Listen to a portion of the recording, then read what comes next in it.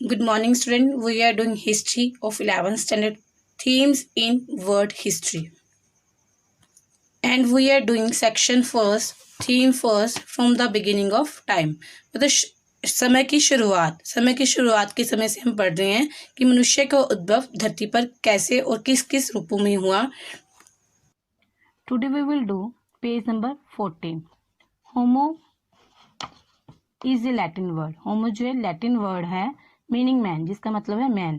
Aldous there were women as well, और इसमें women भी, औरतें भी आती हैं. Scientist distinguish amongst several types of Homo. Scientist वैज्ञानिकों ने कई तरह के होमोस के अंदर अंतर किया, मतलब कई तरह के होमोस को डिस्टिंग्विश किया. The names assigned to these species are derived from what are regarded as their typical characteristic. मतलब उनके ये जो नेम दिए गए होमो, अलग अलग जो नेम आगे जो हम पढ़ेंगे, वो उनके करेक्टरिस्टिक्स मतलब उनकी विशेषताओं के कारण, उनके चरित्र की जो विशेषताएं थी उनके अनुसार साइंटिस्ट ने उन्हें अलग अलग नेम असाइन किए. So fossils are classified as homo habilis the tool maker, homo erectus the upright man, homo sapiens the wise और थिंकिंग मैन. मतलब जो फोसिल्स मिले उनकी करेक्टरिस्टिक मतलब शारीरिक विशेषताओं के अनुसार वैज्ञानिकों ने 3 तरह के होमो, मतलब होमो हैबिलिस, इसका मतलब टूल मेकर, जो टूल्स बनाने वाला था. होमो इरेक्टस जो अपराइट मैन, सीधे 2 पैरों पे खड़ा होता है. होमो सैपियंस वाइज और थिंकिंग मैन, मतलब जो चतुर और सोच विचार करता है, मतलब जिसमें सोचने की शक्ति थी. मतलब शारीरिक विशेषताओं के अनुसार वैज्ञानिकों ने ये 3 नाम असाइन किए होमो को: होमो habilis, homo erectus, Homo sapiens. The fossils of Homo habilis have been discovered at Omo in Ethiopia and at Olduvai gorge in Tanzania. मतलब इन जगह पर होमो हैबिलिस के फोसिल, मतलब उनके जीवाश्म मिले. The earliest fossil of Homo erectus have been found in both Africa and Asia. मतलब जो ये था होमो इरेक्टस था, उसके जो फोसिल्स मिले Africa, Asia, Koobi Fora and west Turkana, Kenya, Mojokerto and Sangiran, Java. मतलब इन जगह पर होमो इरेक्टस के फॉसिल मिले. As the likely that this line as the finds in Asia belong to a later date than those in Africa. मतलब ऐसा लगता है कि जो एशिया में जो मिले हमें फॉसिल्स मिले होमो इरेक्टस के, वो हमें अफ्रीका में पहले मिले, उसके बाद लेटर इन एशिया में बाद में. As it is likely that hominids migrated from East Africa to Southern and Northern Africa to Southern and Northern Eastern Asia and perhaps Europe. मतलब ऐसे लगता है कि जो होमिनिड्स थे वो ईस्ट अफ्रीका से होते हुए southern and then north Africa, then south to northern eastern Asia और फिर यूरोप में. Some time between 2 million year ago and 1.5 million year ago. मतलब 20 लाख टू 15 लाख के टाइम के बात हो रही है. मतलब कि 20 लाख से लेकर 15 लाख समय पहले, मतलब इस समय में जो होमिनिड्स थे वो ईस्ट अफ्रीका से सदर्न टू नॉर्थ अफ्रीका गए, then southern to northern east Asia, then Europe. This species survived for nearly million year ago. और ये जो स्पाइसी थे होमोनिड थे कम से कम मिलियन ईयर एगो, मतलब 10 लाख सालों तक ये जिंदा रहे, मतलब ये सर्वाइव रहे तब तक. Okay student, in this page we have read about Homo habilis, Homo erectus and Homo spanish and their places where their fossils are founded. Okay student, page number 15. In some instances the names for fossils are derived from the places where the first fossil of a particular type were found. मतलब on page 14 we have read the homos according to their characteristics. Now we will read about the different type of Homos according to their places, मतलब जगह के स्थान के अनुसार हम पढ़ेंगे कि होमो पहले के स्थान पर किस तरह का पाया गया। So fossils found in Heidelberg, a city in Germany, were called homo heidelbergensis. मतलब जो जर्मनी की एक सिटी है हैडलबर्ग में, सबसे पहले जो फोसिल पाया गया उसका नाम क्या था, heidelbergensis. While those found in the Neander valley, और जो नियंडर वैली में पाया गया, जो हमने पेज नंबर 18 में हम नियंडर वैली देखेंगे, इसका मैप देखेंगे। वर कैटेगराइज एज होमो नियंडरथैलेंसिस, मतलब जो हैडलबर्ग में पाया गया था उसका नाम क्या था, हैडलबर्गेनिस।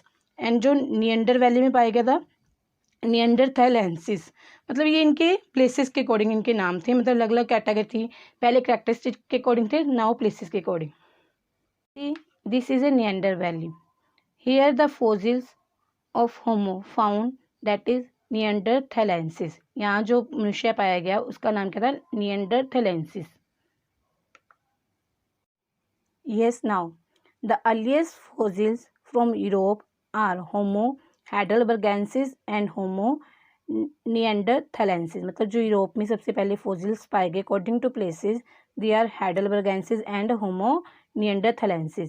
Both belong to species of archaic Homo sapiens. मतलब जो होमो सैपियंस थे उसकी बहुत ज़्यादा पुरानी जो स्पीसीज थी उससे ही बिलोंग करते थे। The fossils of homo heidelbergensis 0.8 million year ago to 0.1 million year ago have a wide distribution। मतलब जो हाइडलबर्गेंसिस जो होमो थे वो 8 लाख ईयर एगो से लेकर 1 लाख ईयर एगो के बीच में पाए गए। Having been found in Africa, Asia and Europe. ये कहाँ पाए गए, अफ्रीका, एशिया और यूरोप में। The Neanderthals occupied Europe and Western and Central Asia from roughly 1,30,000 year ago to 35,000 year ago। मतलब जो ये थे नियंडरथैलेसिस थे वो वेस्टर्न तथा सेंट्रल एशिया में थे और यूरोप में, और इतने साल पहले 1,30,000 से लेकर 35,000 ईयर तक ये एग्जिस्ट थे।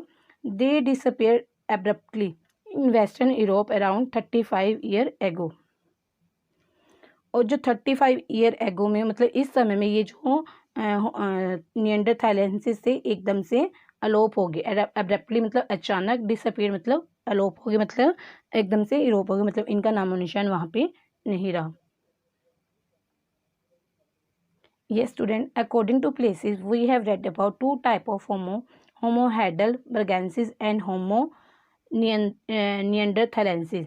मतलब जो Homo heidelbergensis थे इस इतने समय में पाए गए कहाँ, अफ्रीका, एशिया एंड यूरोप में।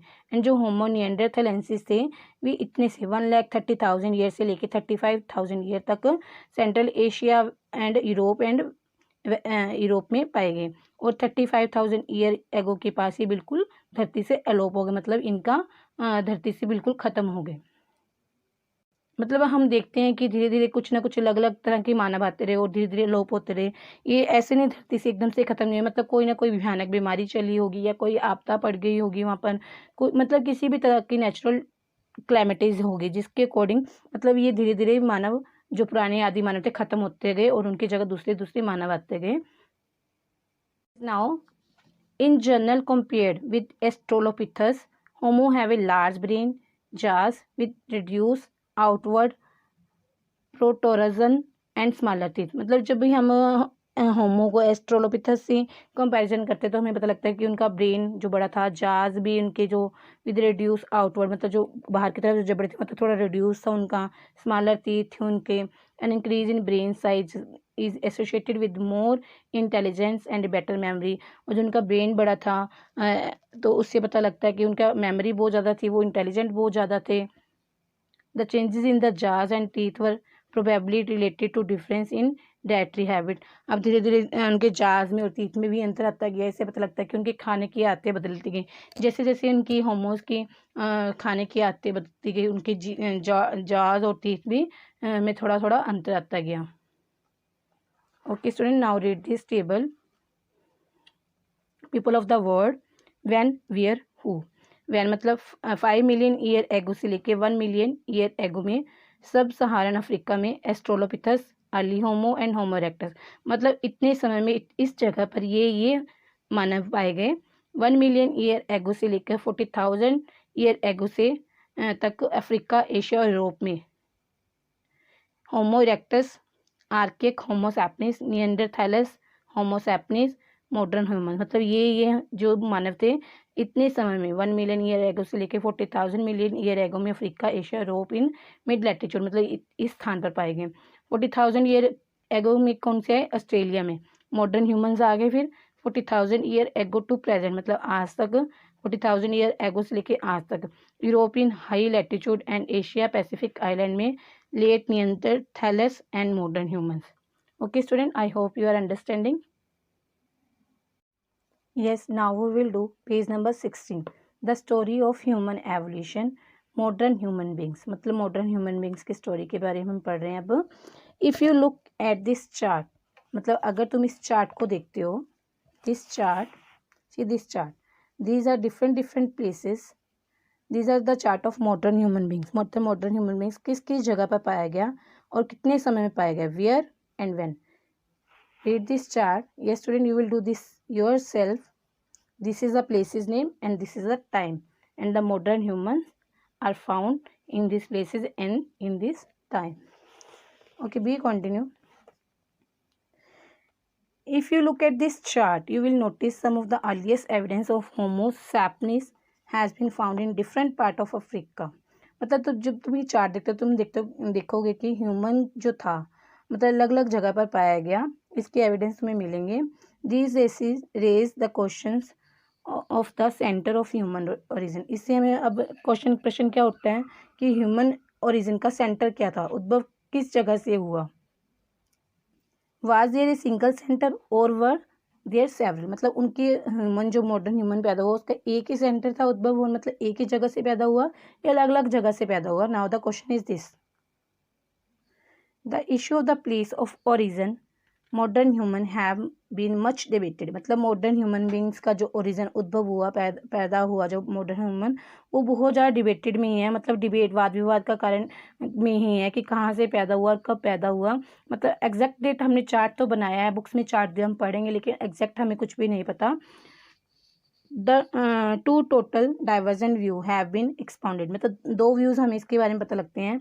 One advocate the regional continuity model, मतलब एक क्या है, एक रीजनल कॉन्टिन्यूटी मॉडल है, मतलब दो व्यूज़ हैं ह्यूमंस के पैदा होने के, कि हमें एक में पता लगता है रीजनल कॉन्टिन्यूटी मॉडल है, इससे पता लगता है कि with multiple region of origin, मतलब इससे पता लगता है कि रीजनल कॉन्टिन्यूटी मॉडल से पता लगता है कि जो ह्यूमन का उद्भव हुआ, मनुष्य की मॉडर्न मनुष्य पैदा हुआ, मतलब अलग अलग स्थानों पे पैदा हुआ।